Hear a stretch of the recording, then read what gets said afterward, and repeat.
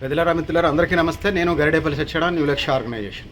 ముఖ్యంగా పిల్లలకు సంబంధించి కేర్ తీసుకోవాలనేది ఈ వీడియో యొక్క సారాంశంగా నేను చెప్పదలుచుకున్నాను.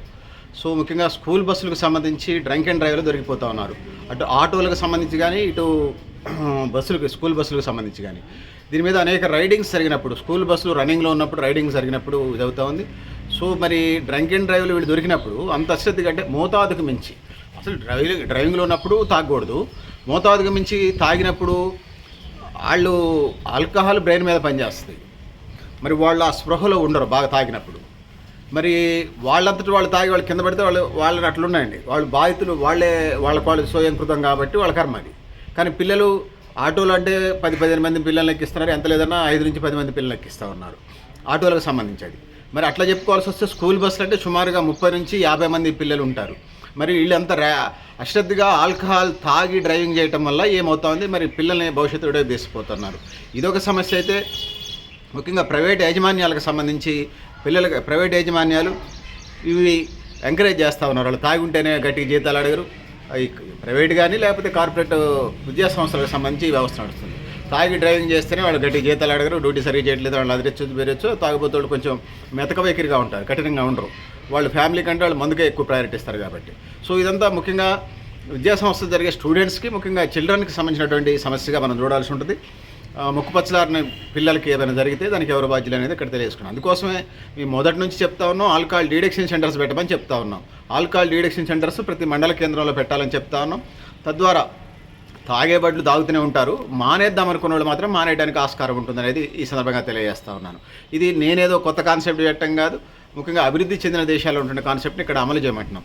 తాగే వాళ్ళంతా బాగా తాగి లివర్ డ్యామేజ్ అన్నం తినగానే కక్కునే స్థాయికి వచ్చినప్పుడు ఏం జరుగుతుందంటే వాళ్ళు ఎక్కడికి వెళ్తా ఉన్నారు. చాలామందికి ఈ మధ్య కొంచెం అవేర్నెస్ పెరిగిందేమో. మందు తాగి బంద్ చేయాలనుకునే వాళ్ళు చాలామంది నేను అడిగితే ఒక 10 years బ్యాక్ నుంచి మాట్లాడినప్పుడు ఎండి డాక్టర్ దగ్గరికి వెళ్ళాలి, ఫలానా హాస్పిటల్కి వెళ్ళాలి, వాళ్ళు వెళ్ళి హాస్పిటల్కి వెళ్ళాలి. లివర్ ఇన్ఫెక్షన్ నుంచి లేకపోతే డైజెషన్ పెరగడం కోసం వెళ్ళి హాస్పిటల్ ఎండి ఎంఎస్ డాక్టర్లు, వాళ్ళకి తెలిసినటువంటి ఎంబీబీఎస్ డాక్టర్లు, లేకపోతే అందుబాటులో ఉన్నటువంటి గవర్నమెంట్ హాస్పిటల్కి వెళ్తూ ఉన్నారు. సో కానీ వెళ్ళాల్సింది సైకియాట్రిస్ట్ డాక్టర్ దగ్గరికి. వాళ్ళైతేనే మైండ్లో తాగొద్దనే ఆలోచనలు కలిగేటువంటి కౌన్సిలింగ్ ఇస్తారు. విన్నప్పుడు first phase, second phase, third phase, ఆ విధంగా మందుకు సంబంధించినటువంటి ట్రీట్మెంట్కి చికిత్సకి వెళ్తారు. అందుకోసం ఆవపిగా వెళ్ళాలి. డ్రంక్ అండ్ డ్రైవ్ చేసేసి పోలీసులు లేదా ఫైన్ వేసేసి 2 రోజులు జైలు శిక్ష పెడితే మళ్ళీ ఆడొచ్చి తాగుతాడు. అందుకోసం పర్మనెంట్ సొల్యూషన్ ఒకటి ఉండాలి. తాగిటోడు తాగి సావనండి.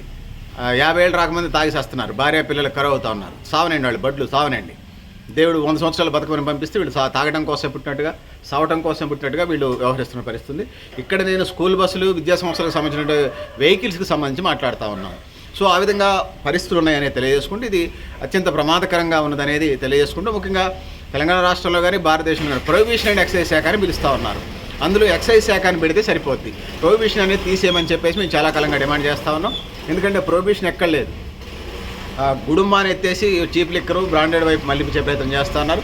తెలంగాణ రాష్ట్రంలో ఇప్పటికే 38,000 కోట్ల నుంచి 50,000 కోట్ల రూపాయలు మద్యాన్ని ఈ రాష్ట్ర ప్రభుత్వం అమ్ముతూ ఉంది. సహజంగా రాజ్యాంగ సూత్రాలకి విరుద్ధంగా, అదేవిధంగా నైతిక సూత్రాలకు విరుద్ధంగా పాలకులు పరిపాలన చేస్తూ ఉన్నారు. సో ఈ అలవిగానే హామీలు ఇస్తూ ఉన్నారు, నిజమైనటువంటి హామీలు నెరవేర్చాల.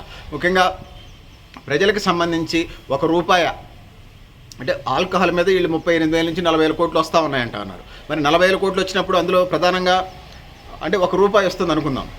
13 నుంచి 18 రూపాయలు ప్రభుత్వం ఇంకో వైపు నుంచి ఖర్చు చేస్తూ ఉంది, వాళ్ళ కుటుంబాలు కలిపి, బాధిత కుటుంబాలకు సంబంధించి. అందుకోసం తాగే బదులు తాగనేయండి, తాగే వాళ్ళని తాగనేయండి. కానీ మానేద్దాం అనుకున్న వాళ్ళకి ఇక్కడ పరిష్కారం దొరకట్లా. మేమేదో ఆల్టర్నేట్స్ చెప్తా ఉన్నాం, మాల్ వేసుకోండి, ఏ మతానికి సంబంధించిన వాళ్ళు, ఆ విధంగా ముందుకెళ్ళాలని తెలియజేస్తూ ఉన్నాం.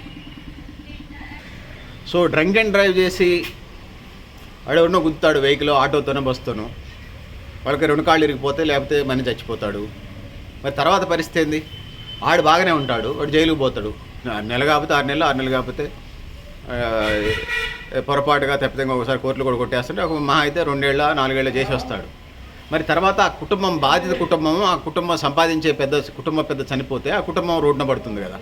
రోడ్డున పట్టడం అంటే తార్ రోడ్డు మీద, మట్టి రోడ్డు మీద పట్టడం కదా, ఆర్థికంగా చితికిపోతుంది, పేదరికంలో నెట్టేయబడుతుంది. అందుకోసం డ్రంక్ అండ్ డ్రైవ్ రైట్స్ చేయమని అంటున్నాం, దాన్ని నేను కాదనట్లా, ప్రభుత్వం తప్పట్లా. కానీ శాశ్వత పరిష్కారం మీ దగ్గర ఏముంది, మీ దగ్గర ఏమున్నది అని అడుగుతా ఉన్నాను. శాశ్వత పరిష్కారం డ్రంక్ అండ్ డ్రైవ్కి సంబంధించి తర్వాత కౌన్సిలింగ్ ఇవ్వాలి. కౌన్సిలింగ్ తర్వాత నెక్స్ట్ స్టేజ్కి వెళ్ళాలి. ఖచ్చితంగా డీ అడిక్షన్ సెంటర్స్ మత్తు పదార్థాలు, మత్తు పానీయాలు, అంబర్ గుట్కాలు, పాన్లు, పొగాకు ఉత్పత్తులు, ఏదైతే ఉందో సిగరెట్లు, చుట్టలు, వీటినన్నింటినీ మానిపించేటువంటి సెల్ ఫోన్ అడిక్షన్తో సహా మానిపించేటువంటి డీ అడిక్షన్ సెంటర్స్ని పెట్టమని చెప్పేసి ఈ సందర్భంగా కోరుతామని విజ్ఞప్తి చేస్తున్నాం. పెద్దవారి మిత్రులారా, మీరు కూడా మీ అభిప్రాయాలు కామెంట్ బాక్స్లో తెలియజేస్తూ, నేను గరిడేపల్లి సత్యనారాయణ, న్యూ లక్ష్య ఆర్గనైజేషన్. థ్యాంక్ యూ అనండి.